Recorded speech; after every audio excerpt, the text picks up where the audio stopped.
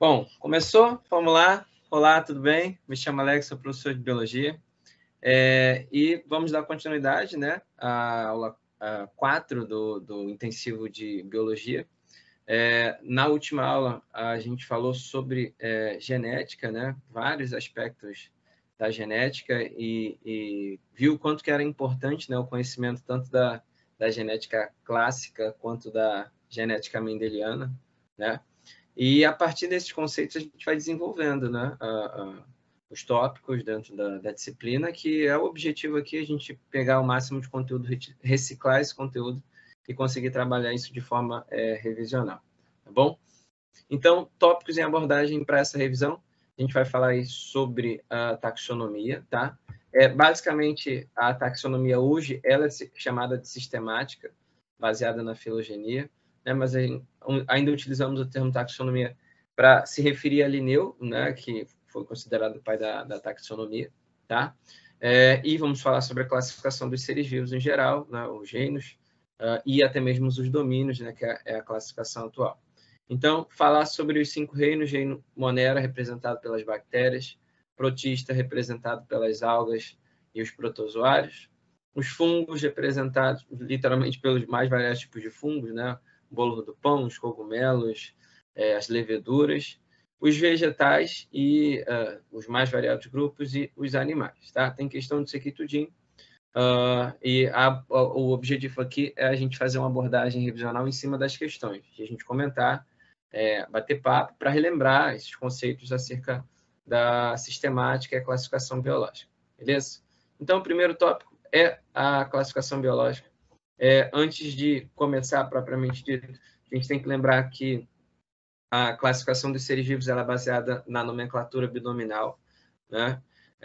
Toda espécie, a espécie é a unidade de classificação dos seres vivos, né?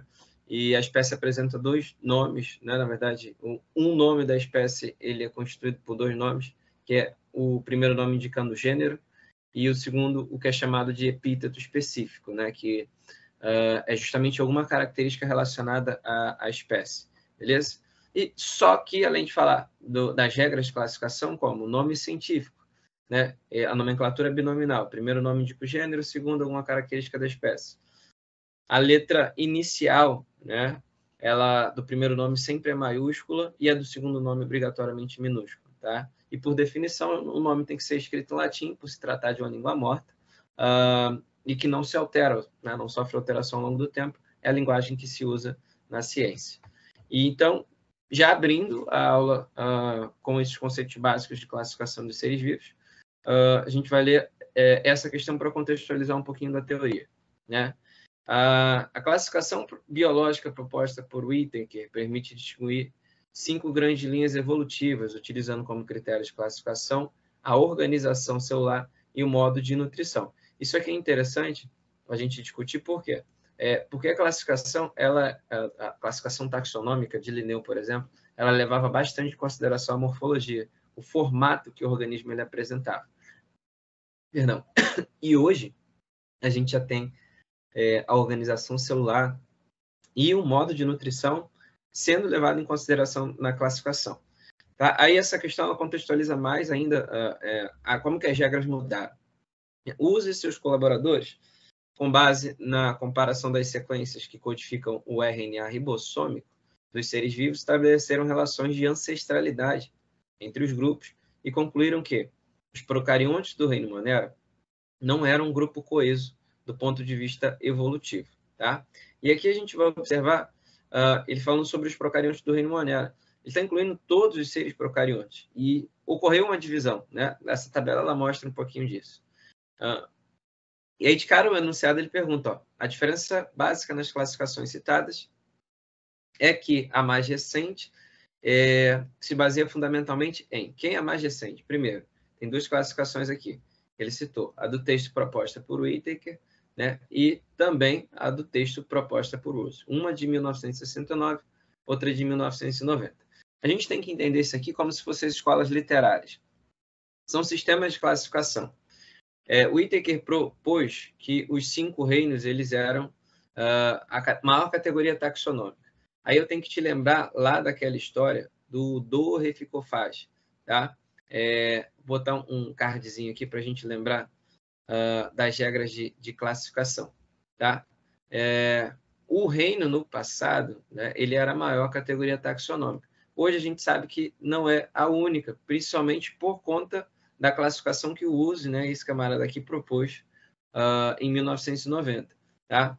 Por conta dos estudos do DNA terem avançado bastante, né, a gente conseguiu determinar o grau de parentesco que esses seres vivos eles possuem uns entre os outros. Tá? Então, tem um macete aqui para a gente guardar de categorias taxonômicas, né? É o tal do dorreficofage. A gente fala tanto disso, né? Dorreficofage. E aí, cada categoria dessa daqui, ela representa, né, um grupo, né, de seres vivos. O do é de domínio, o re é de reino, o fi é o filo, o c é de classe, o o de ordem, o fa de família, o g de gênero e o e de espécie. Assim como eu abri a aula, falei que a espécie era a unidade de classificação. Toda espécie está dentro de um gênero e está dentro de uma família e assim sucessivamente. Tá? E essa questão aqui, ela marca basicamente a diferença marcante, né, entre a classificação de Whittaker e a classificação de USE. Tá? Por quê? Essa classificação dos gênios, ela era uma classificação muito morfológica, baseada na forma e outros critérios também. A classificação proposta por USE, ela já relaciona, tá, o DNA, perdão, o RNA ribossômico associado a esses organismos. Tá? E aí existe um conceito moderno, que é o conceito da sistemática. Né? A sistemática ela é diferente da taxonomia, porque a taxonomia ela era muito baseada no empirismo, na classificação visual dos animais. Enquanto a filogenia, né, que é o conceito... Basicamente, a filogenia significa o quê? Isso é interessante anotar. É o grau de parentesco evolutivo que os grupos apresentam. Isso é a filogenia. Então, a sistemática filogenética ela se baseia na filogenia para a classificação dos seres vivos. E aí a gente chega, né, a analisar de fato o conteúdo dessa questão. A diferença básica nas classificações citadas é que a mais recente, de quem é a mais recente? É a classificação de uso. Tá? E essa classificação de uso divide os 3 domínios. O domínio Archaea, né, que são as bactérias primitivas, daí o prefixo Archaeo. Né? Aqui tem bactérias famosas como as hipertermófilas, uma bactéria que é chamada de termos aquáticos, que vive em temperaturas muito altas, tá? E o DNA dessa bactéria ele é usado para fazer o teste de DNA. As enzimas dessa bactéria, na verdade, são removidas para fazer teste de DNA humano, tá? As eubactérias, a gente encontra bactérias atuais, como os lactobacilos, por exemplo, as cianobactérias, as nitrobactérias, que são seres que têm relação direta no cotidiano, tá? E os seres eucariontes do domínio eucário estão aqui. São os protistas, né, como as algas, os protozoários, os fungos, que são seres eucariontes, heterotróficos fermentadores, os vegetais, seres eucariontes, autotróficos, né, com armazenamento de clorofila, né, nos plastos, né, seres que realizam a fotossíntese, né, e aí o quarto grupo, o reino animal, representado aí pelos invertebrados e os craniados, né, que a gente chamava antigamente de vertebrados somente. Aí dá muita vontade de falar que o tipo de célula, né, ele é a diferença básica nas classificações citadas. Só que não, ele fala que a organização celular era uma proposta por Whittaker, né? Enquanto Whittaker é a classificação de 69, né? E ele perguntou da mais recente. Então, olha a importância de ter prestado atenção realmente no enunciado aqui. E o gabarito dessa questão aqui é a alternativa C. Tá? A gente vai de alternativa C. São as relações filogenéticas. Tá? Ao longo da aula, antes de eu falar o gabarito, então, como essa aula está sendo gravada, então dá um clique aí, pausa o vídeo, para você ler a questão direitinho e acompanhar tudo que eu falo também. Às vezes você quer marcar o gabarito e eu acabo te dando o gabarito, então você pode pausar o vídeo para dar um momento de ler a questão, entender e depois continuar o raciocínio junto comigo, tá bom? Bom, primeira questão, portanto, a gente abordou aqui os conceitos de taxonomia, sistemática, classificação biológica e um pouquinho de regras de classificação. Como o objetivo da aula é falar sobre isso no aspecto geral, Eu vou citar outros exemplos, vai aparecer nome de espécie aqui nas próximas questões, então a gente vai ter tempo para contextualizar, ter tempo suficiente para contextualizar, tá bom? Ainda nessa temática de classificação, tá aqui uma questão de 2011, tá? Bom, a gente acabou faltando o texto aqui, eu vou acabar pulando essa questão aqui, depois a gente contextualiza ela, tá? Foi direto falando para os vírus. Os vírus, eles são basicamente o único ponto fora da curva quando a gente começa a classificar os seres vivos. Por quê? Qual o critério de classificação dos seres vivos? A gente tem aí a presença de célula, a presença de metabolismo próprio e a presença de capacidade reprodutiva, né? A gente pode usar esses critérios para dizer que um organismo, né, ele é um ser vivo, ter célula, né, segundo a teoria celular, ter capacidade de realizar o metabolismo próprio e passar esse material genético adiante, também é uma característica geral, tá, dos seres vivos. Os vírus acabam se tornando um ponto fora da curva, porque, primeiro ponto, eles são acelulares.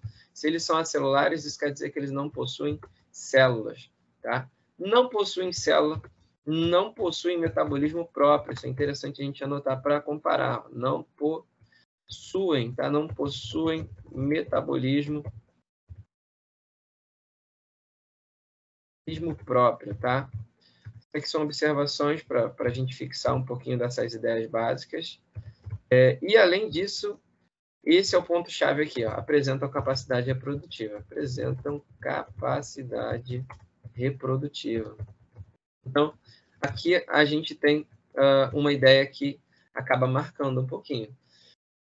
Os vírus, eles não têm células, então, segundo a teoria celular, eles não são considerados seres vivos, tá? Não possuem metabolismo próprio, porém, quando presente na célula hospedeira, eles podem utilizar o maquinário genético da célula, o maquinário metabólico, para a célula realizar a síntese de proteínas virais, né? Ele faz uma espécie de alteração no material genético da célula, né? Literalmente como um vírus. E apresentam capacidade reprodutiva. Bom, aqui está a jogada, tá? Como eles apresentam capacidade reprodutiva, alguns autores acabam considerando os vírus como seres vivos.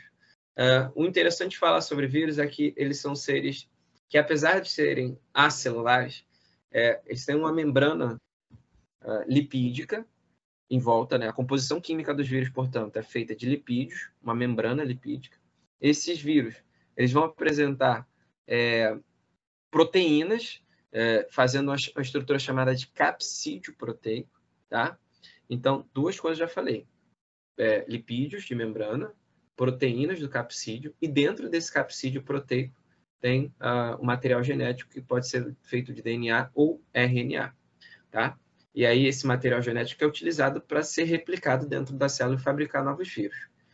Alex, o que faz um vírus ele conseguir entrar num tecido? Por que existem vários tipos de vírus e os vírus conseguem driblar o sistema de defesa da célula? Em volta da membrana lipídica que eu te falei, tem as chamadas glicoproteínas de membrana, tá? E aí essas glicoproteínas, elas acabam fazendo com que a célula reconheça que esse vírus faz parte dela. E aí são as chamadas glicoproteínas de especificidade. Os vírus, eles possuem especificidade viral, tá? Vou até anotar isso daqui, ó. Deixa eu puxar mais para cima. E aí você coloca aí no teu resumo, que com certeza você está fazendo nesse momento, assim eu espero.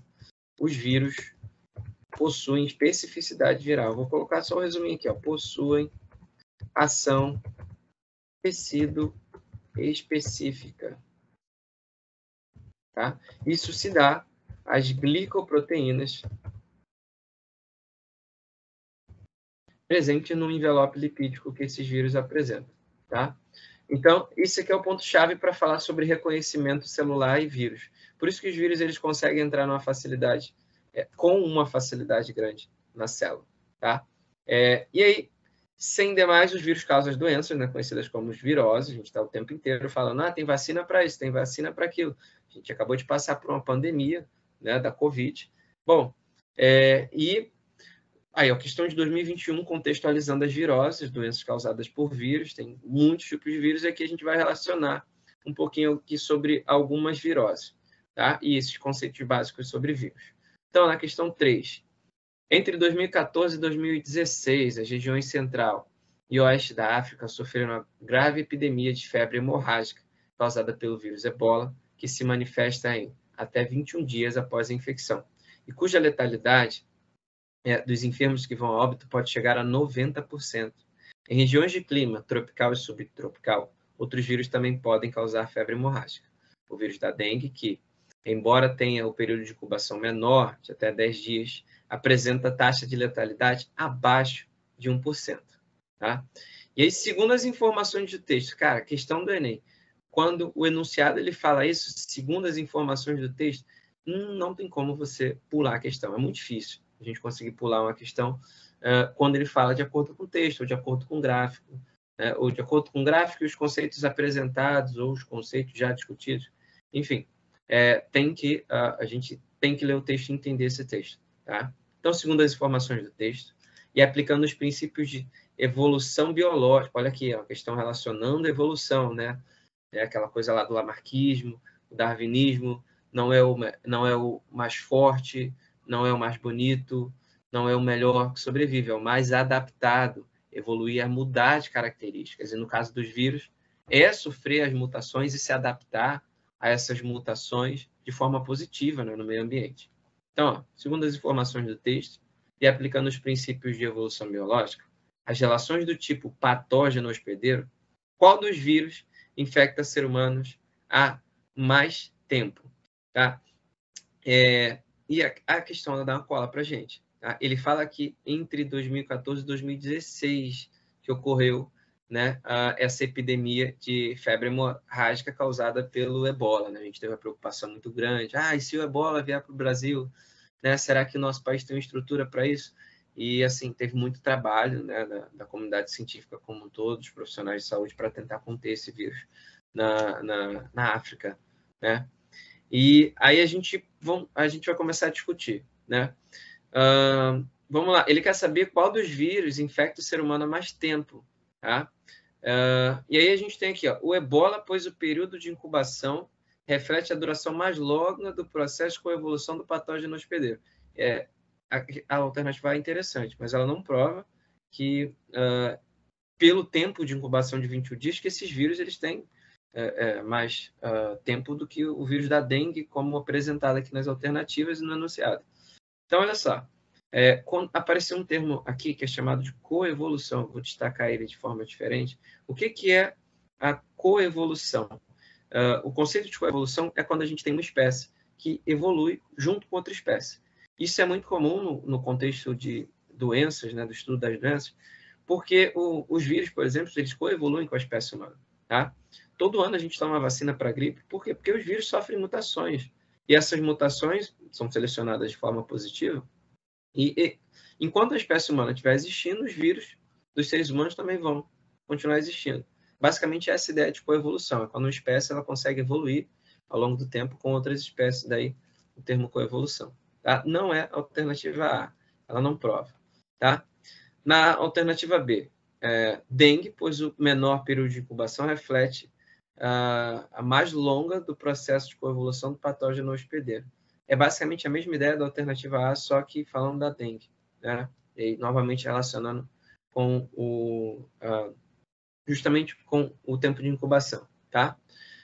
O vírus Ebola, cuja letalidade indica a maior eficiência do vírus em parasitar seus hospedeiros, estabelecida ao longo de sua evolução.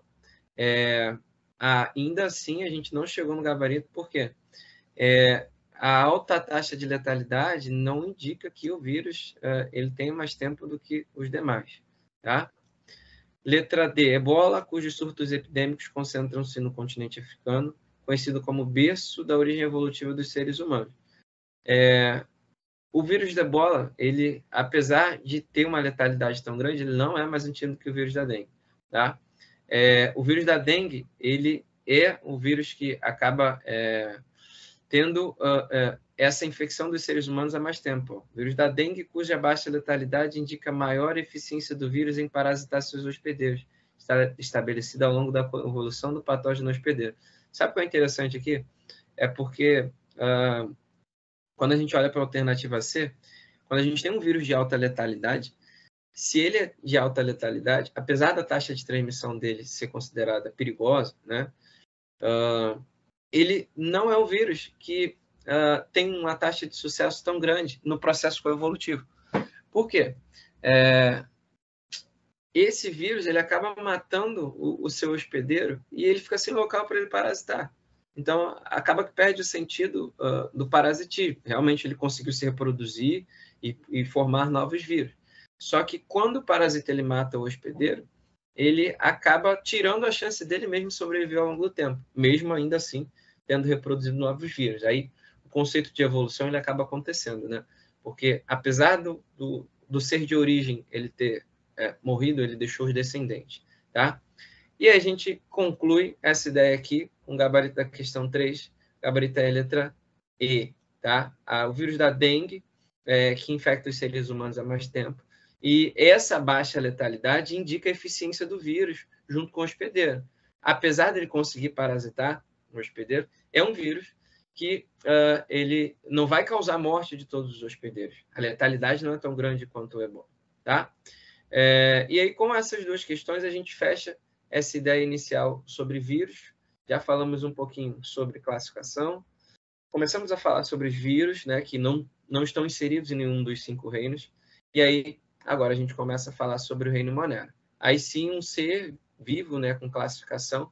Os vírus eles não são considerados seres vivos, né, tomando como base a teoria celular. Eles são organismos, né? Eles têm uma maquinaria genética muito semelhante aos seres vivos atuais, mas eles não têm unidade celular, por isso não são considerados seres vivos. Os seres do reino Monera, eles são procariotos, tá? Procariotos unicelulares. E aí isso aqui marca uma diferença, né, nesse reino, porque procariontes unicelulares. Todos os demais organismos, eles vão ser eucariotos. Os protistas, como as algas e os protozoários, os fungos, os vegetais e os animais. Tá? Então, o único grupo procarioto são as bactérias.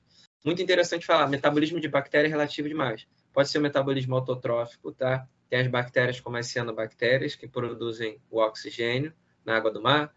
Tem as bactérias heterotróficas, a gente pode citar algumas bactérias patogênicas, como o caso da Clostridium botulinum, que é a bactéria que causa a doença chamada de botulismo, e é a mesma bactéria que é extraída a toxina botulínica para a fabricação do Botox, tá?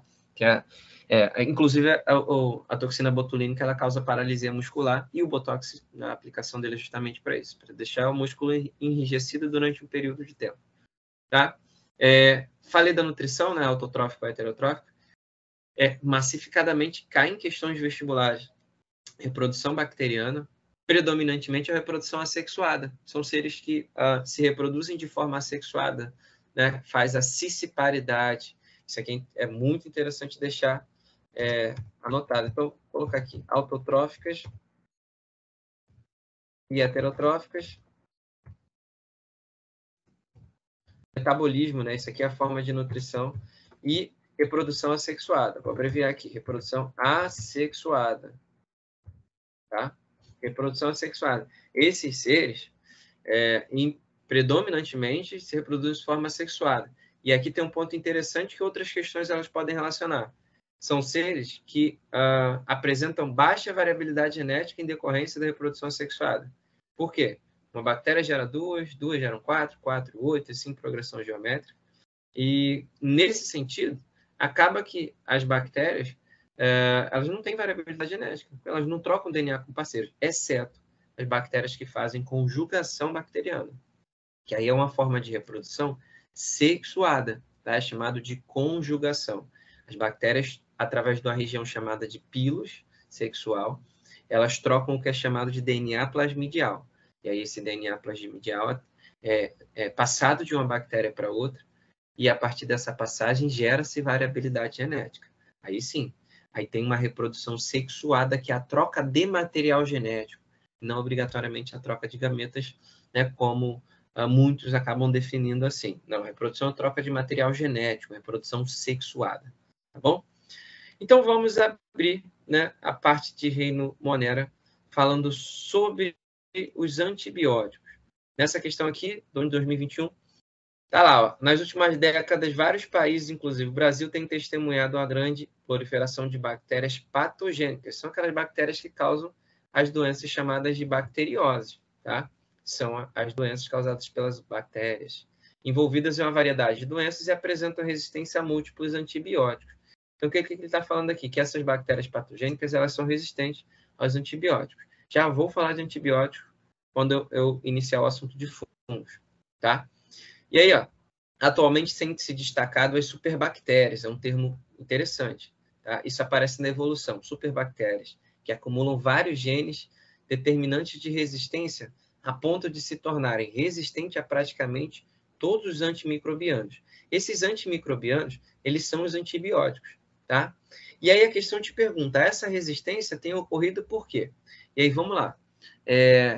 Para falar sobre a estrutura geral das bactérias, as bactérias possuem parede celular, assim como os fungos e também as espécies de algas, né? E a parede celular, ela confere proteção.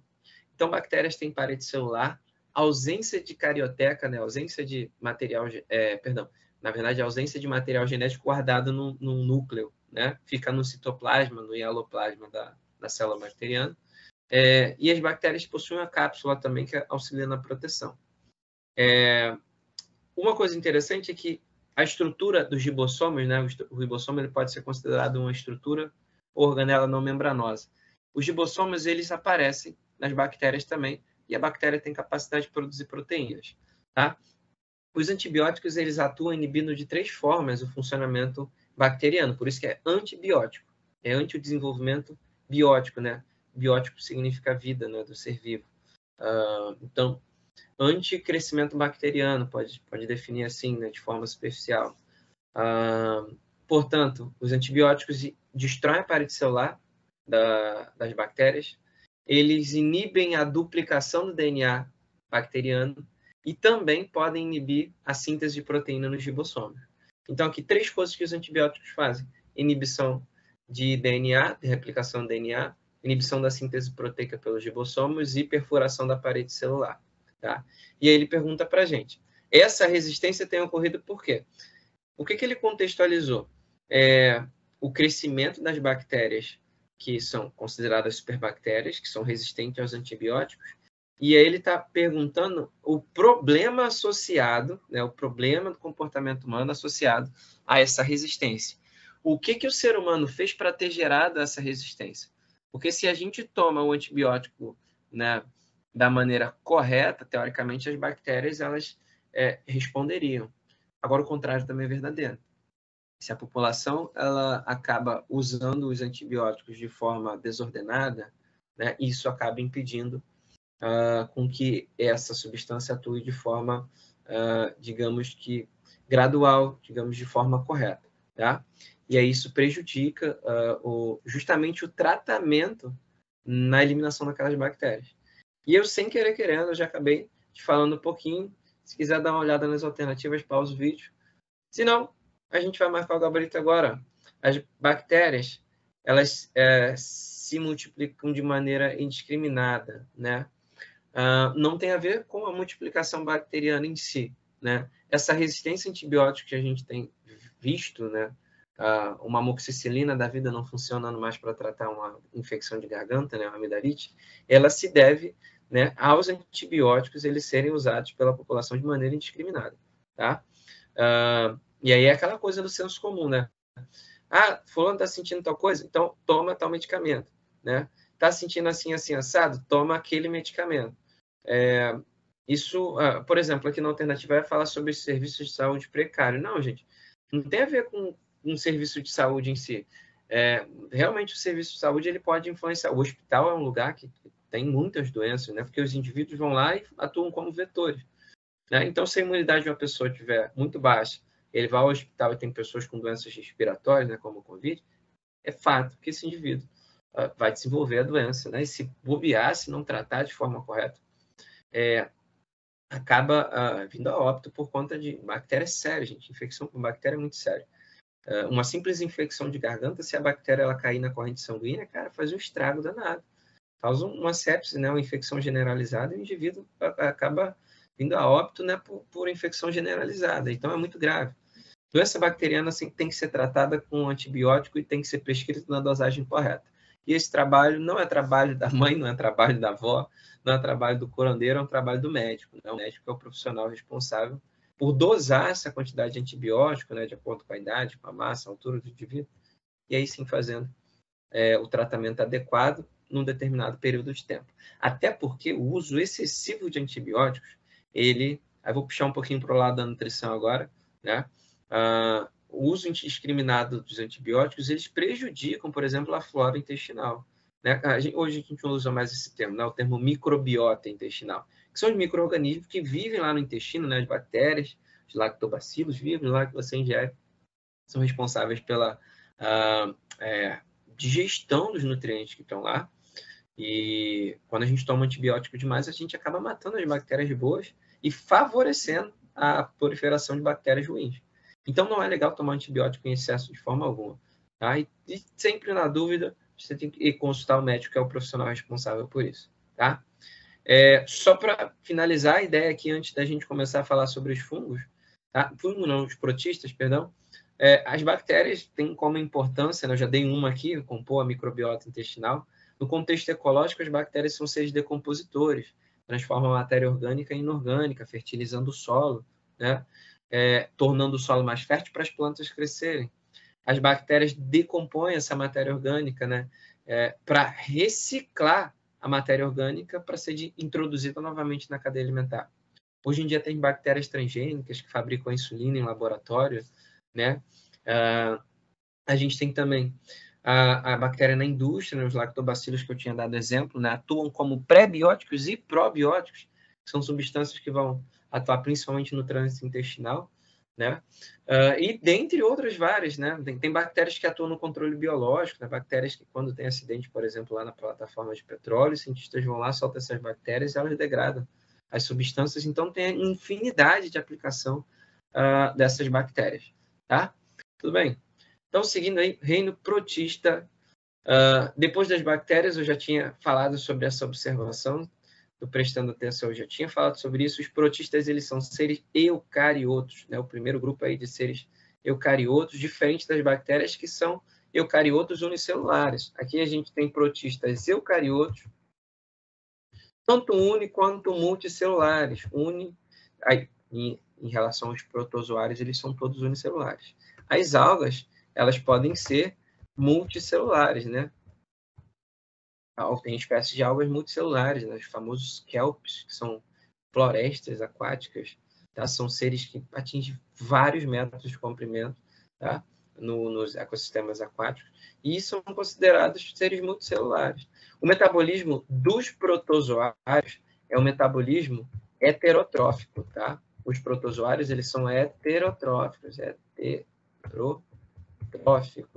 enquanto as algas, elas são, a maioria, em predominância, autotróficas, tá?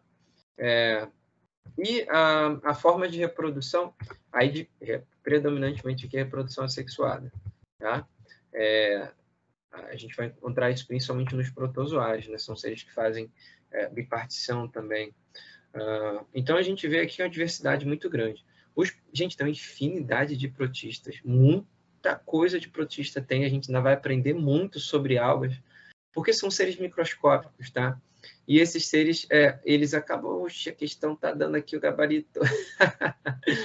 Vamos lá. Não era para isso acontecer, mas a gente vai discutir o contexto aqui e você, com certeza, vai entender a ideia aqui acerca das algas. Só para finalizar a ideia aqui, tem uma infinidade de espécies que ainda não foram descobertas, tendo em vista que algas, por exemplo, elas habitam os ecossistemas aquáticos, então tem muitos estudos aí pela frente falando acerca das algas.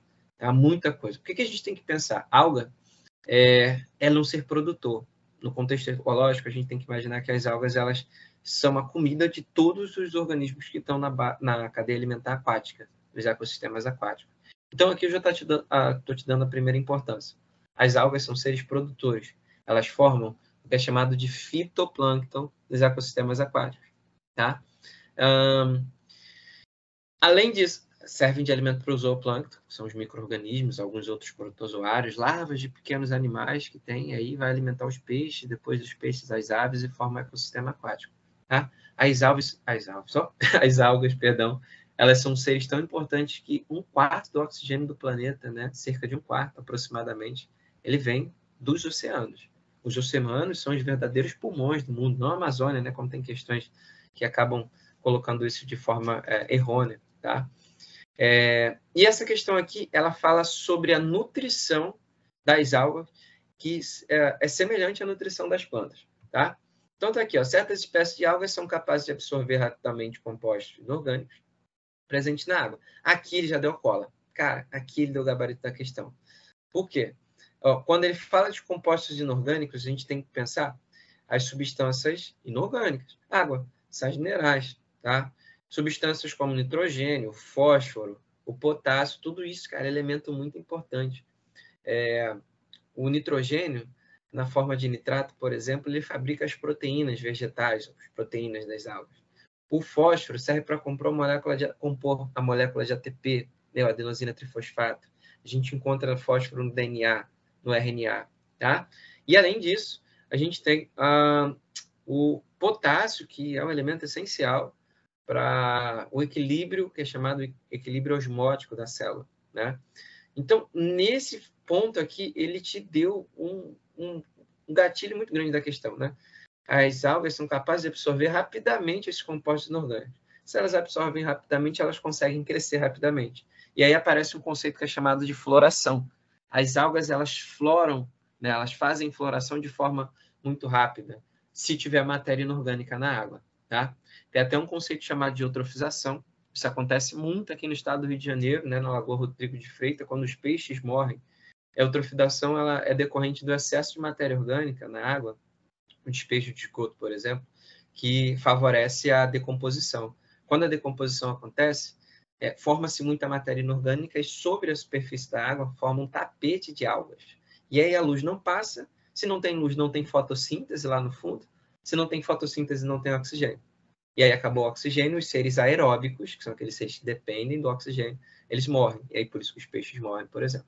E aí vira um ambiente eutrofizado, cheio de bactéria anaeróbica que não usa oxigênio, né? Porque foi reduzida a quantidade de oxigênio e a morte dos animais. Então, voltando aqui para a temática da questão, acabei explicando a eutrofização, né, que é um problema relacionado à floração das algas. Esses compostos inorgânicos acumulam-se durante o crescimento, né, das algas. Eu te expliquei o que é a floração. Essa capacidade fez com que se pensasse em usá-las como biofiltros para a limpeza de ambientes aquáticos contaminados, removendo, por exemplo, o nitrogênio e fósforo de resíduos orgânicos e até mesmo metais pesados provenientes dos rejeitos industriais lançados nas águas. Então, pegou-se essa propriedade das algas de absorver esses nutrientes inorgânicos e usá-las como biofiltros. Bio, ser vivo, filtro, já sabe que serve, né? Para filtrar, remover substâncias. Então, esses biofiltros, as algas acabou ganhando um papel o que é chamado de biorremediação, né? Usar um ser vivo para controlar um problema. Tá? Então, ele pergunta a temática aqui da questão. Na técnica de cultivo integrado, né, de animais e algas, representa uma proposta favorável ao ecossistema equilibrado, porque acaba o gabarito aqui, né, as algas usam os resíduos orgânicos nitrogenados provenientes do metabolismo dos animais e durante a síntese dos compostos orgânicos, liberando o oxigênio para o ambiente. Tá? Basicamente, ele te explicou que as algas elas estão fazendo a fotossíntese e para elas crescerem, elas usam esses resíduos nitrogenados. Quando ele fala de animal, gente, isso é amônia. Os peixes liberam amônia na água. A ureia é liberada pelos mamíferos, né? A gente, com despejo de esgoto, a ureia também é jogada na água. Tá? As aves, os répteis excretam ácido úrico. Tudo isso são compostos nitrogenados. Tá? E aí vamos fazer um contraponto aqui. Alex, por que não pode ser a letra E, por exemplo? As algas aproveitam resíduos do metabolismo dos animais durante a quimiossíntese. O erro está aqui. Quimiossíntese, não. A alga não faz quimiossíntese. Quimiossíntese é a fermentação que os fungos fazem. É a respiração celular que nós fazemos, as nossas células musculares, os seres aeróbicos fazem. Tá? A alga não faz quimiossíntese, a alga faz fotossíntese. Olha o erro da alternativa C, que erro muito grande. Ó. as algas usam resíduos nitrogenados liberados pelos animais, até aí tudo bem, mas eliminam gás carbônico. Não. Cara, a fotossíntese pega gás carbônico e água produz glicose e gás oxigênio. Isso é a fotossíntese. Liberação de gás carbônico ocorre na respiração celular ou na fermentação alcoólica. Lembrar lá dos conceitos de bioquímica, tá? Respiração celular.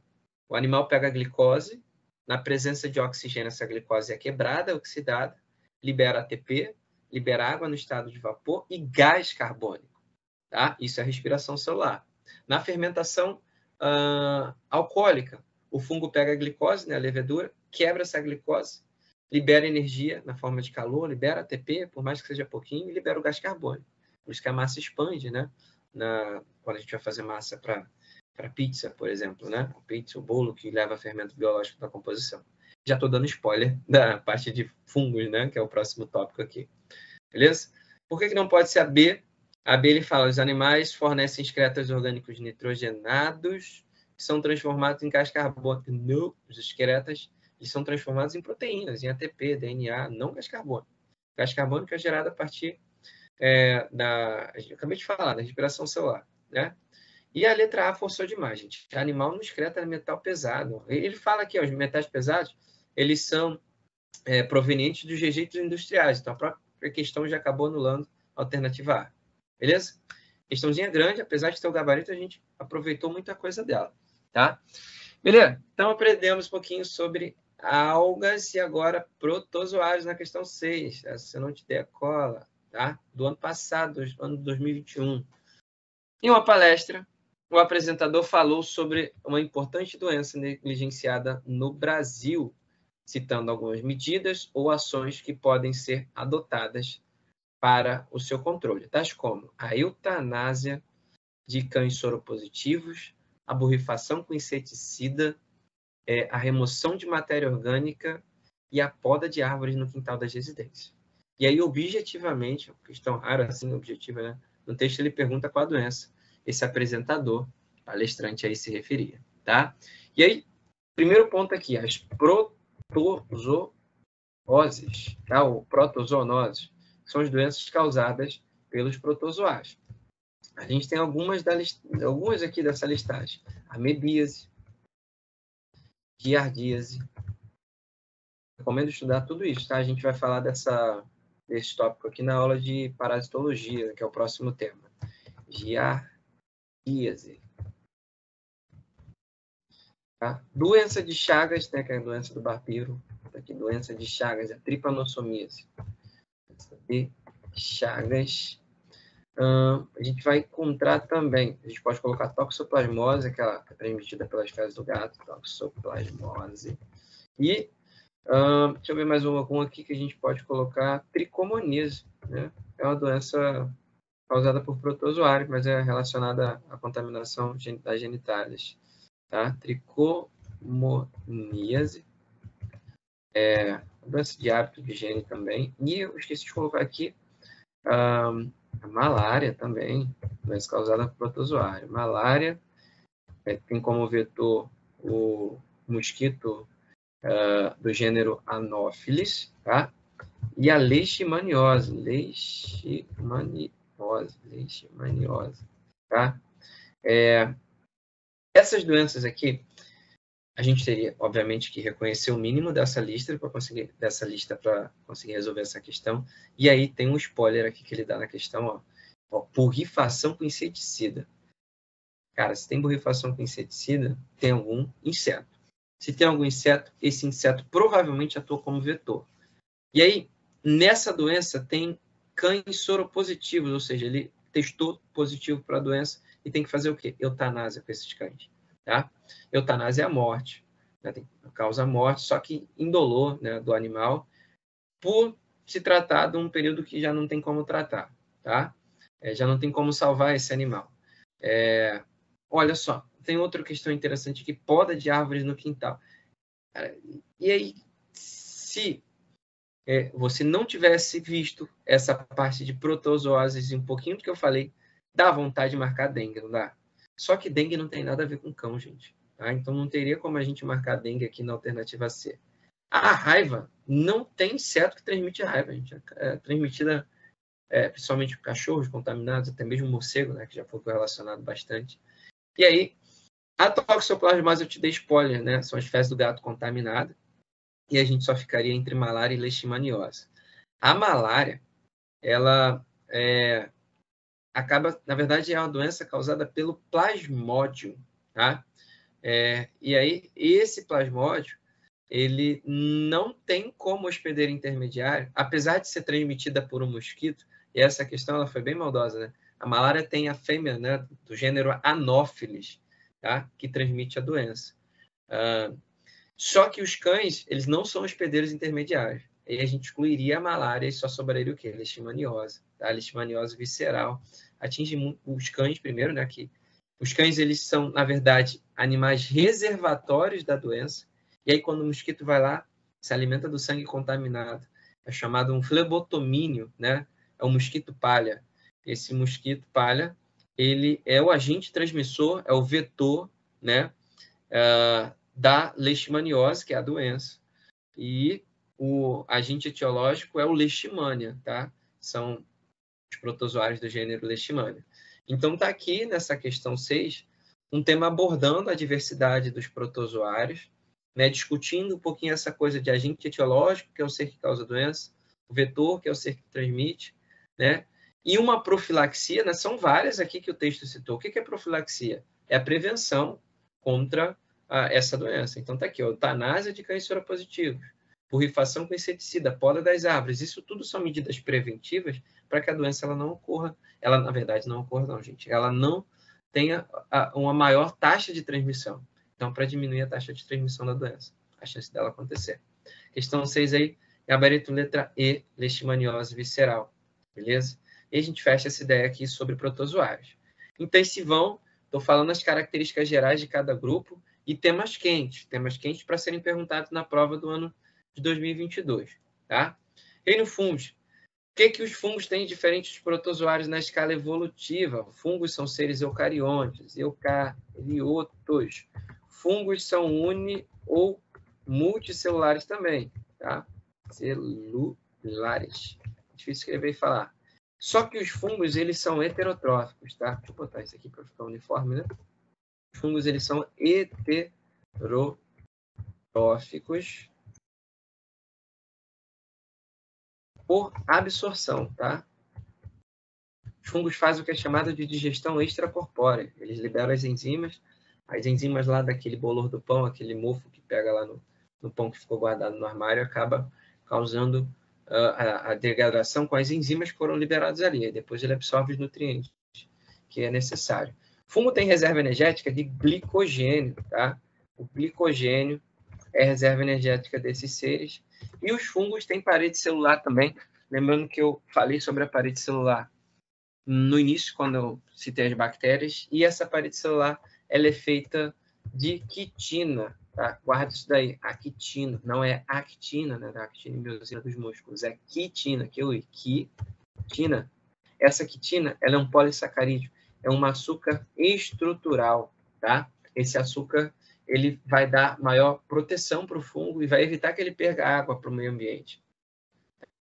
E fungo faz esporulação. E esporulação é uma forma de reprodução assexuada. Produz os esporos, joga esses esporos no meio ambiente, ele contamina os alimentos e os funguinhos crescem novamente. Exemplos de seres representantes desse reino, tá? O bolor do pão, os cogumelos, o champignon, tá? Vários queijos que levam fungo na composição, né, para a produção.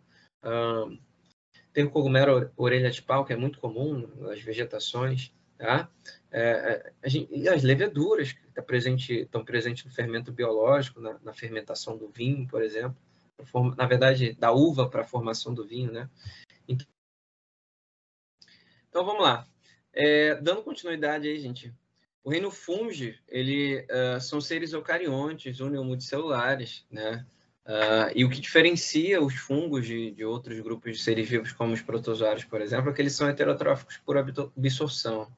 Isso significa o quê? Que esses organismos, eles liberam as enzimas digestivas, eles fazem o que é chamado de digestão extracorpórea. Eles liberam essas enzimas digestivas dentro na verdade, sobre a superfície do alimento que será digerido, e aí eles fazem a absorção dos nutrientes. O glicogênio é uma reserva energética, os fungos armazenam energia na forma de glicogênio, e é semelhante aos animais, tá? Os animais, por isso que os fungos, eles são provavelmente um grupo aparentado, né, dos animais, e eles apresentam, né, essa relação evolutiva, né? O glicogênio é um açúcar de reserva, enquanto a parede celular dos fungos ela é feita de quitina, por exemplo, que é um açúcar estrutural. É um açúcar que vai aparecer também lá na parede do exoesqueleto dos artrópodes. Tá? Tem questão aqui mais para frente falando sobre isso. E os fungos se reproduzem por esporulação. Tá? Bom, falando aí sobre os fungos, muito se fala sobre a aplicação industrial, e aqui acabou a questão dando cola de novo, mas é interessante a gente trabalhar o porquê não são as outras alternativas, né? Uma questão recente também do ano de 2019, falando sobre a biotecnologia aplicada, né? A utilização desses micro-organismos na produção industrial. Eu coloquei essa questão aqui propositalmente porque perceba que não é uma questão sobre fungos, tá? É uma questão que envolve bactérias. Só que essa questão ajuda a gente a entender como que bactérias e fungos são utilizados na indústria do ponto de vista biotecnológico. Tá? E por que um faz uma coisa e o outro faz outra coisa do ponto de vista metabólico. Tá? A gente tem aqui os fungos. Um dos processos biotecnológicos mais antigos é a utilização de micro-organismos para a produção de alimentos. Num desses processos, certos tipos de bactérias anaeróbicas utilizam os açúcares presentes nos alimentos, realizam a oxidação desses açúcares, né, parcialmente, gerando como produto final o ácido lático. Aqui ele te deu a cola. Aqui ele falou sobre o processo de fermentação alcoólica, tá?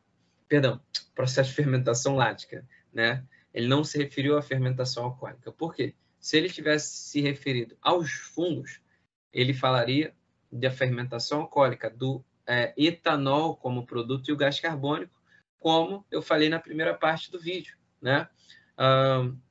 E aí a gente veria dessa forma aqui. Os fungos, eles liberam, a partir da quebra da glicose, na fermentação alcoólica, etanol, né, o álcool, mais o gás carbônico e 2 ATP de energia. Tá? As bactérias, elas pegam a glicose, oxidam essa glicose, geram ATP e somente ácido lático, que é o que as células bacterianas e as células musculares, como as nossas células, fazem fermentação lática.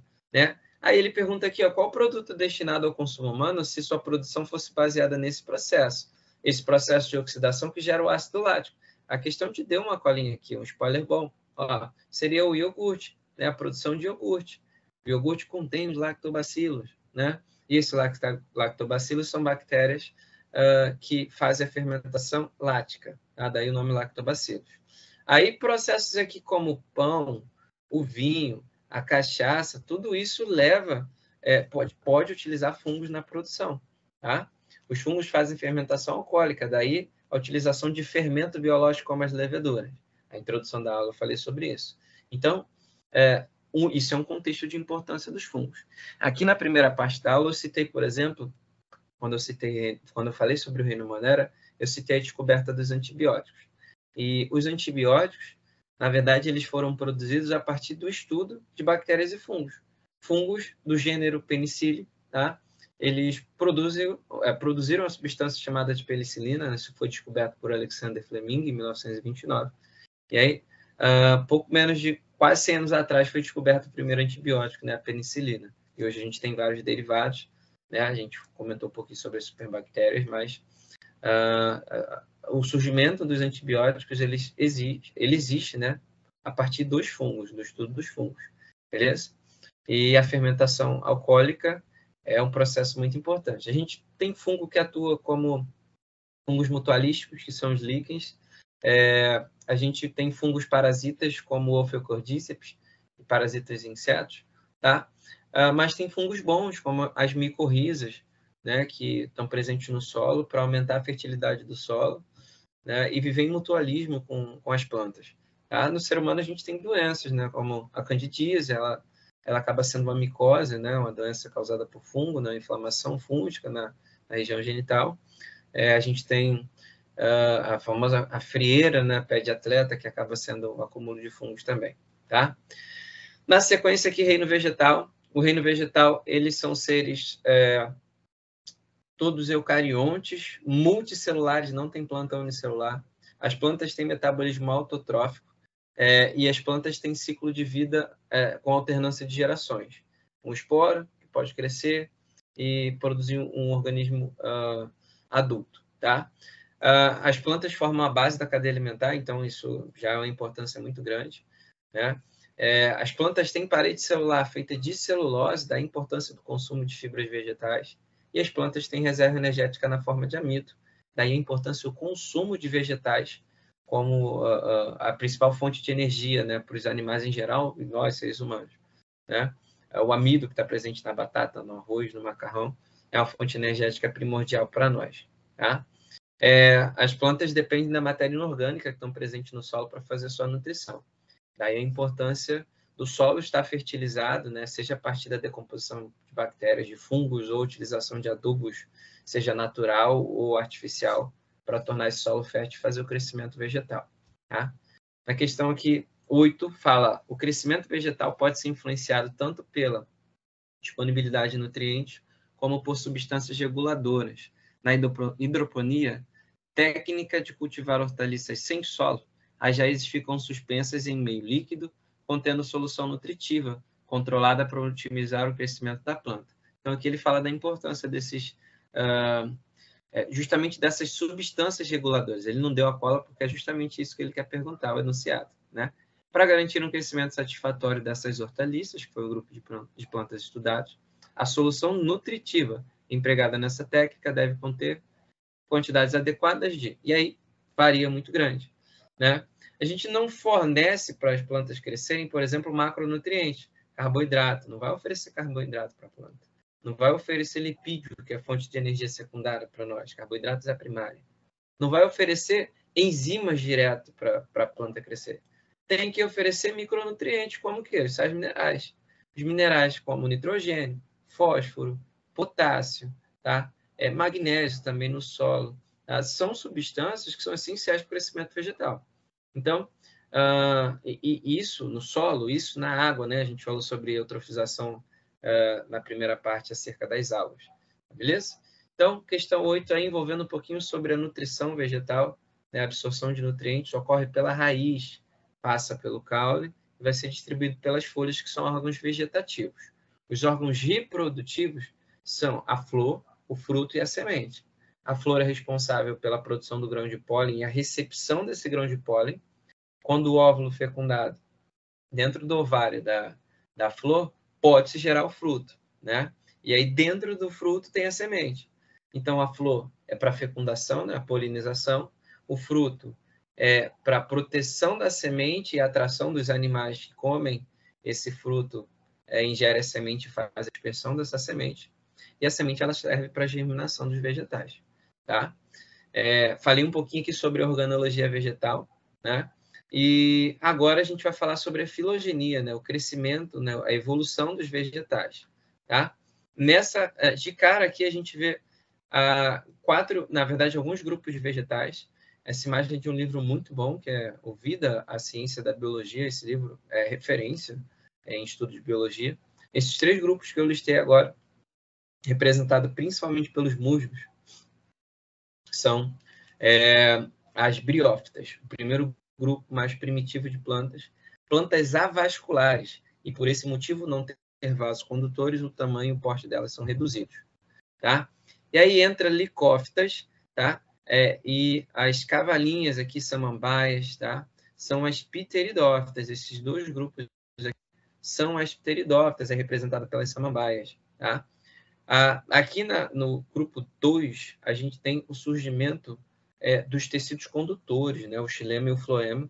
E aí, agora sim, com o xilema e floema, do ponto de vista evolutivo, essas plantas vão conseguir transportar mais nutrientes e fazer o metabolismo vegetal ser mais eficiente, tá? Engraçado aqui que na legenda fala, são os embriões protegidos pelo gametófito, né? E aí marca a evolução das embriófitas, que são essas plantas que a gente está estudando nesse momento. Número 2, na legenda, tecidos condutores verdadeiros, tá? E aí está aqui, por exemplo, as samambaias, que apresentam esses tecidos condutores, e o porte já é um pouquinho maior, tá? No número 3, a formação do tubo polínico, que marca o surgimento das gimnospermas, que são as plantas vasculares com sementes, porém sem frutos, e as angiospermas, que são plantas vasculares com sementes, flores e frutos, tá? Bom, a legenda aqui número 3 forma o tubo polínico. 4, polinização pelo vento, né, que é onde o grão de pólen surgiu, que foi nas gimnospermas, tá? E a produção de frutos, que é a partir das angiospermas, no número 5. Essa questão ela fala sobre a filogenia vegetal, né, o crescimento das plantas. E aí, ele pergunta aqui já no enunciado, ó, a gente já dá para deduzir um pouquinho, ó, a aquisição evolutiva que permitiu a conquista definitiva do ambiente terrestre, que ele dá o cola, tá? Pelas plantas está indicada pelo número, só que não é uma questão contextualizada. Isso aqui é uma questão de conteúdo, tá? Quem observa esse cladograma e lembra das estruturas evolutivas, por exemplo, os vasocondutores surgem nas pteridófitas, como as samambaias, aqui é o número 2. O tubo polínico e o grão de pólen, o tubo polínico e o grão de pólen surgem nas gimnospermas, por isso que aqui, ó, no 4 ele fala polinização pelo vento. O pólen, ele surge nas gimnospermas e não nas angiospermas, tá? A gente fala assim, mas Alex, a flor surgiu nas angiospermas, então o pólen só surgiu nas angiospermas, negativo, tá? Do ponto de vista evolutivo, as gimnospermas são as plantas que conquistaram, né, o ambiente terrestre, tá? E o que permitiu isso foi a estrutura número 3, aqui eu vou dar a cola direto, que é o tubo polínico. O tubo polínico é justamente a estrutura que vai receber o grão de pólen e vai permitir a reprodução, tá? Nas gimnospermas. Tudo bem? Então, aqui a gente entra numa questão muito interessante sobre a evolução dos vegetais, tá? E aí, fechando esse bloco aqui, né, gabarito letra C, a conquista do ambiente terrestre, ela foi marcada pelo surgimento do tubo polínico, né? Falar um pouquinho sobre a importância das plantas que eu já havia falado, né? São produtores, formam a base dos ecossistemas aquáticos, são essenciais para a alimentação de todos os animais, são habitat, né, para vários outros animais como as aves, né? São sequestradores de carbono da natureza, contribuindo assim para a amenização do efeito estufa. E fora o ciclo da água, gente, as plantas abrigam os animais, plantas abrigam outras plantas, plantas tornam o ambiente mais arejado. Sem vegetais no planeta, provavelmente a gente não teria a vida do jeito que a gente tem, tá? Na reta final aqui de conteúdo, reino animal, né? A gente vai falar só sobre os invertebrados e os vertebrados. Aqui a gente tem os invertebrados, seres eucariontes, né, no reino animal no geral, na verdade, seres eucariontes multicelulares heterotróficos. As plantas eram autotróficas e os animais são autotróficos. Aqui a reprodução varia, pode ser reprodução assexuada ou sexuada, né, que a gente vai observar nos vertebrados. Reserva energética dos animais feita de glicogênio. Animal não tem parede celular na estrutura celular. Então, isso seriam características gerais. E aí a gente divide os animais em 9 filos, né? Os poríferos, quinidários, plateumintos, nematelmintos, moluscos, anelídeos, artrópodes, equinodermas e os cordados. São 9 filos, fazem parte do reino animal domínio eucarionte, e aí esses filos vão gerando classes e ordens diferentes, tá? E de cara eu trago uma questão aqui falando sobre os quinidários, a questão 10, envolve justamente um problema ecológico associado a esse grupo de seres vivos. Vamos ler a questão para a gente entender o contexto, tá? Parte do gás carbônico da atmosfera é absorvido pela água do mar. O esquema representa reações que ocorrem naturalmente em equilíbrio no sistema ambiental marinho. O excesso de dióxido de carbono na atmosfera pode afetar os recifes de corais. Tá? E ele pergunta o resultado desse excesso de gás carbônico. Os corais, eles são... E essas anêmonas constituem um grupo de animais de corpo mole, que apresentam tentáculos, né? Tem um ciclo de vida duplo, né, que a gente fala que é a alternância de gerações, ou metagênese. Tá? E aí tem outros representantes do grupo dos quinidários, né, os animais de corpo mole, como as águas-vivas, a anêmona do mar, tá? As caravelas portuguesas são exemplos de animais. E aí os corais, especificamente as anêmonas, elas sofrem com esse gás carbônico, por quê? Aí está a explicação aqui na água, tá? Ó, tem esse esqueminha aqui. O gás carbônico ele reage com a água e forma uma estrutura, na verdade, uma substância, né, um ácido chamado de ácido carbônico. Esse ácido carbônico ele sofre dissociação e libera bicarbonato e libera hidrogênio. Aí a legenda aqui, ó, é intuitiva para nós. Né? Quanto mais clarinho, menos ácido. Quanto mais escuro, mais ácido. Que é a parte justamente onde tem mais hidrogênio. E aí o que, que acontece? Quando tem hidrogênio demais na água, o pH da água ele tende a diminuir. Tá? E aí, se diminui o pH da água, ele fica mais ácido. E o esqueleto desses corais é feito de carbonato de cálcio. E aí o cálcio ele sofre a degradação, tá? E aí essa degradação faz com que os corais eles morram, provocando o que é chamado de branqueamento de corais, tá? Esse problema é um problema ambiental chamado de acidificação dos mares. Os mares, com o passar do tempo, né? Essa relação do efeito estufa e aquecimento global, com a intensificação do efeito estufa provocada pela liberação em excesso de gás carbônico na atmosfera, tem acontecido esse branqueamento de corais, tá? E aí a gente diz, cara, e assim, ó, não, então, Alex, eu vou marcar a letra A, porque isso diretamente causa o branqueamento, levando à morte e extinção, só que essa não é uma questão puramente de animais, é uma questão que envolve ecologia. Para toda a população entrar em extinção, ela primeiro tem que sofrer uma redução no equilíbrio populacional, tá? E então, a gente ia gostar de marcar a alternativa A, mas não é a alternativa A, é a alternativa E. Primeiro, esse pH mais ácido, nessa acidificação, causa dano ao esqueleto dos corais, né? Diminuindo-se uma população para depois essa população ela entrar em extinção, tá? E aí sim a letra A ela estaria correta. E aí explica um pouquinho do contexto aqui sobre a acidificação dos mares, tá? Então, na questão 10, a gente falou sobre o grupo dos quinidários.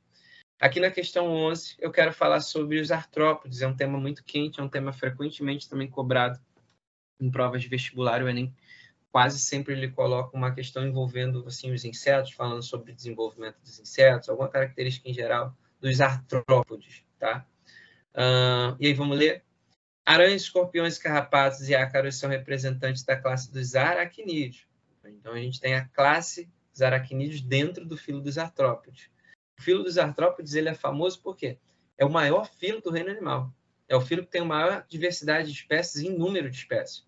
É muito artrópode, muito animal descrito. Tá? Esses artrópodes eles são conhecidos por terem os membros articulados, daí artropódes, né? As articulações, né? Os membros são bem articulados. Esses organismos, eles vivem em muitos habitats mais diferenciados, tá?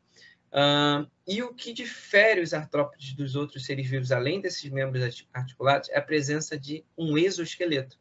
Pisa na barata, faz o quê? Clec, né? Nesse momento foi quebrado o exoesqueleto da barata. Lembra lá a parte de fungos? Esse exoesqueleto é feito do mesmo açúcar que tem na parede celular dos fungos, que é a actina, tá? E aí essa actina, ela sofre... na verdade, ela dá estrutura ao exoesqueleto do inseto, tá bom? E aí, essa questão aqui vai contextualizar um pouquinho mais, né? Vamos terminar aqui, tá? Falou sobre os aracnídeos. Esses animais, eles são terrestres, e sua grande maioria ocupam os mais variados habitats, tais como as montanhas altas, pântanos, desertos, solos arenosos. Podem ter sido os primeiros representantes do filo artrópoda a habitar a terra seca, tá? A característica que justifica o sucesso adaptativo desse grupo, a ocupação do ambiente terrestre, é a presença de... E aí, a gente tinha vários invertebrados antes desses animais que viviam em ambientes úmidos.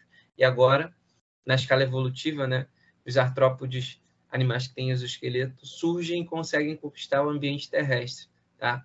Isso se dá principalmente pela presença, gente, do exoesqueleto, tá?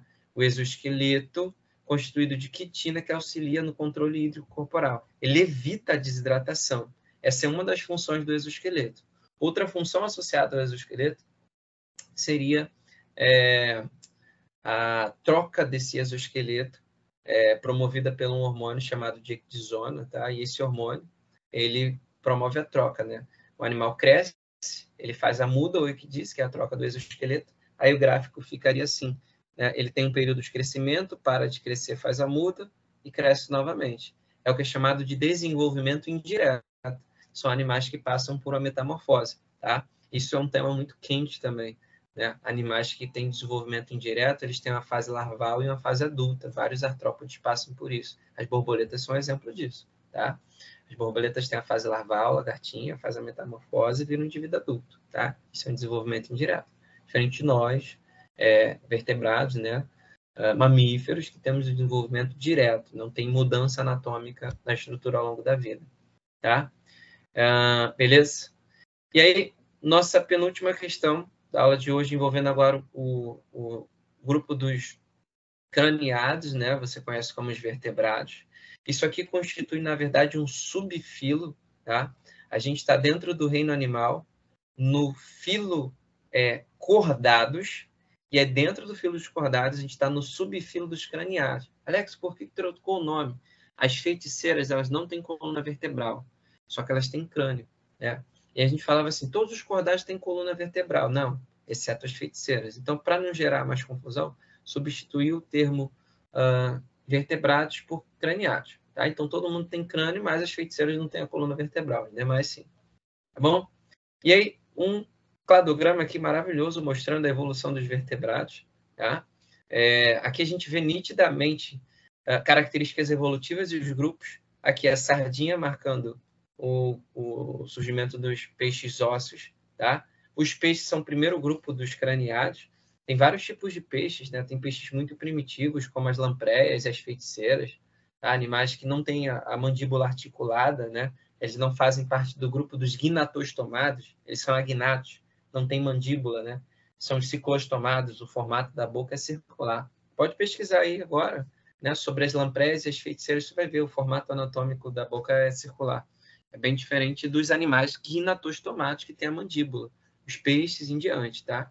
E aí a gente tem o surgimento das vértebras para marcar a origem do grupo dos vertebrados, né? Os vertebrados, os cordados, na verdade, né? Depois, os membros locomotores, aí aqui tem a superclasse dos tetrápodes, seres que têm 4 membros. As sardinhas, né, que são peixes ósseos, os tubarões, as raias, que são peixes cartilaginosos, eles não têm apêndice, eles não têm 4 membros. Eles têm o que seriam os apêndices deles, são as nadadeiras, né? As raias, por exemplo, são fusionadas à parte peitoral, né, do corpo. Os tubarões têm nadadeira lateral, tem nadadeira caudal, tem nadadeira dorsal, tá?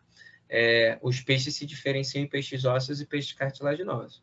Uma coisa interessante que pode ser perguntado, né, que os peixes ósseos têm bexiga natatória, enquanto os peixes cartilaginosos não apresentam.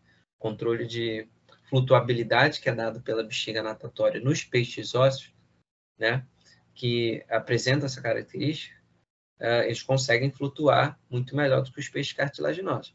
Só que os peixes cartilaginosos, como o tubarão, ele controla isso a partir da gordura no fígado, tá? Então, surgimento das vértebras deu origem aos peixes ósseos aqui, por exemplo, tá de forma generalizada esse cladograma, né? Lembrando que a gente lê o cladograma sempre da base, né? Isso aqui forma os ramos. Quanto mais próximo da base, mais antigo o grupo é. Quanto mais distante da base, aqui como os coelhos, representante aqui nesse cladograma dos mamíferos, mais recente esse grupo é na escala evolutiva. Então, tá aí. Sardinha, peixe, representa a vértebra. Sapo, representante dos anuros, né, os anfíbios. Membros locomotores e pulmões. Por quê? O pulmão surgiu aqui. Antes, os peixes respiravam através das brancas. Tá? Além disso, respiração cutânea, né, é marcante nos anfíbios, como sapos, as salamandras, os tritões, né, que são representantes dos anfíbios.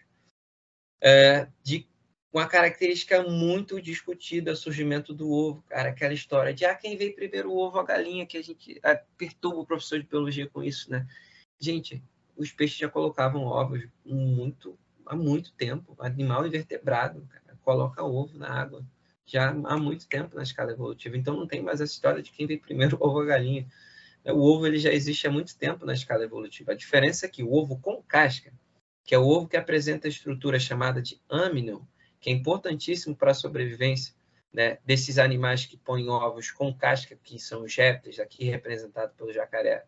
Tem cobra, tartaruga, lagarto, né, até os tuataras, né, que são os fenodôntios, eles fazem parte de um grupo bem específico, né, são animais que põem ovos com casca.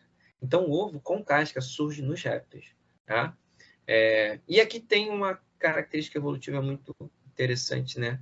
O pardal, aqui um animal bem popular, ele tem o mesmo ancestral em comum que os répteis. Na verdade, as aves são répteis. Do ponto de vista da filogenia, as aves são répteis. Tá? E as aves são répteis que apresentaram adaptações para voo, como a presença de penas, como a presença de membrana niquititante nos olhos, né, para diminuir o atrito com o vento, a presença de, na verdade, a ausência de bexiga urinária, os ossos pneumáticos, a presença de sacos aéreos no corpo, tudo isso são adaptações das aves para o voo. Tá? As aves são répteis, gente. Não existe a classe das aves. Existem aves ratitas, que não voam, né? Existem as aves carenatas, que têm a carena, né? Uma projeção óssea para possibilitar maior musculatura, né? Peitoral, e promover o voo pleno, né? Que aí o aporte energético sai dessa musculatura. Tá? Então, tudo isso é adaptação para as aves, né? E as glândulas mamárias, aqui uma característica marcante nos mamíferos, lembrando que os mamíferos são exclusivas características de mamíferos, presença de glândulas mamárias, sudoríparas, sebáceas espalhadas pela pele, o tegumento, né? O mamífero tem diafragma muscular, né? Isso é exclusivo dos mamíferos, esse músculo diafragma faz a gente respirar, né? A inspiração e a expiração, né? Junto com os intercostais. E, além disso, o coração dividido em 4 cavidades e o sangue dividido em sangue venoso e sangue arterial. Do lado esquerdo do corpo, sangue arterial rico em oxigênio, do lado direito, sangue venoso rico em gás carbônico. E aí eu falei sobre a diversidade dos vertebrados aqui na questão 12, foi ótimo esse cladograma ter aparecido, e ele pergunta, tá? Questãozinho de 2021. O cladograma demonstra o grau de parentesco entre 5 grupos de animais vertebrados. De acordo com esse cladograma, quais animais apresentam a maior semelhança genética? Então, é uma questão meramente intuitiva. Você teria que olhar quais são os grupos que apresentam o mesmo ancestral em comum. E de cara a gente vê aqui, ó, as aves como um grupo monofilético, assim chamado na filogenia, elas têm como parentes, né, um mesmo ancestral em comum. Por isso que as aves são consideradas répteis do ponto de vista filogenético. Tá? E aí fecha aqui, questão 12, tá? O jacaré e pardal, os répteis e aves são os animais aqui nesse ponto que mostra que eles têm o mesmo ancestral em comum. Todos os outros aqui ó, têm ancestrais diferentes. A sardinha tem um ancestral diferente do sapo, que tem um ancestral diferente dos mamíferos, dos répteis e das aves. Tá? E aí a 13 para fechar, é a última questão da aula de hoje. Tá? Fechando aí esse assunto de reinos. Em 1861 foi anunciada a existência de um fóssil chamado de Archaeopteryx, tá? Que revolucionou o debate acerca da evolução dos animais. Tratava-se de um dinossauro que possuía... Eita, olha isso aqui, gente. Um dinossauro que possuía penas em seu corpo. Os dinossauros têm a aparência de répteis, né? Aquela pele queratinizada, né? Os dentes bem afiados, apresentam caudas, né? Alguns são rastejantes, né? Se comparado aos répteis atuais. Aí ele fala, a partir dessa descoberta, a árvore filogenética dos animais acabou sofrendo transformações quanto ao ancestral direto das aves, aquele da Aquala. Tá? Nessa árvore filogenética, de qual grupo, na verdade, as aves se originaram? E aí, eu já te dei a resposta na questão anterior, né? As aves surgiram a partir do grupo dos répteis. Esse cladograma aqui, ele mostra isso, que os répteis são os ancestrais em comum das aves. Tá bom? Beleza? Para recapitular, portanto, né, vamos respirar um pouquinho, foi muita coisa. Eu falei sobre, nessa aula, diversidade dos reinos em geral. Falei sobre os 3 domínios, né, o domínio das arqueias, das bactérias e dos eucariontes. Relembrei lá no início, na parte 1 da aula, as regras de classificação taxonômicas propostas por Linneu e estendidas até o dia de hoje. Falei sobre as características gerais de todos os gêneros, Monera, protista, fungo, vegetal e animal. E a gente viu a diversidade desses grupos, né? Citando exemplos, características gerais, né? E casos particulares de importância, de aplicação tecnológica desses animais e desses organismos. Tá? Então, essa aula aqui, ela fecha esse assunto de seres vivos. E já na próxima aula, a gente ainda assim vai falar sobre diversidade animal, mas no contexto, por exemplo, de doenças, no contexto ecológico, no contexto evolutivo, tá? E aí, fecha aqui a aula de hoje, né, acerca da diversidade animal, tá? A gente produziu bastante, foram bastantes assuntos, né, relacionados à diversidade animal, tá? E nas próximas aulas a gente vai continuar abordando, né, nessa mesma pegada. Falar as características gerais de um grupo, a classificação, por exemplo, a importância, a aplicação desse estudo, beleza? Pessoal, foi um prazer inenarrável, né? Se você chegou até aqui, mas é hora de dar tchau, acabou o milho, acabou a pipoca, tá? Sucesso nos estudos, um beijo e até a próxima aula, tá? Tchau, tchau e nos encontramos no próximo encontro, beleza?